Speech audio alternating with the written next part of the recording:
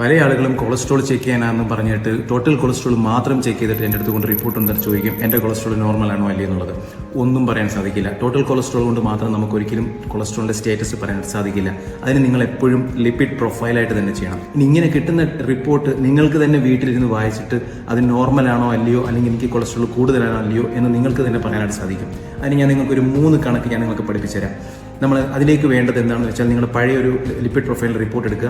അതിനകത്ത് total cholesterol ഉണ്ടായിരിക്കണം, triglycerides ഉണ്ടായിരിക്കണം, LDL ഉണ്ടായിരിക്കണം, HDL ഉണ്ടായിരിക്കണം. നമ്മൾ ചെയ്യാൻ പോകുന്നത് ടോട്ടൽ കൊളസ്ട്രോളിനെയും LDLനെയും ട്രൈഗ്ലിസറൈഡ്സിനെയും HDLുമായിട്ട് താരതമ്യപ്പെടുത്തിയതിന് ശേഷം നമുക്ക് കിട്ടുന്ന റിപ്പോർട്ടായിരിക്കും.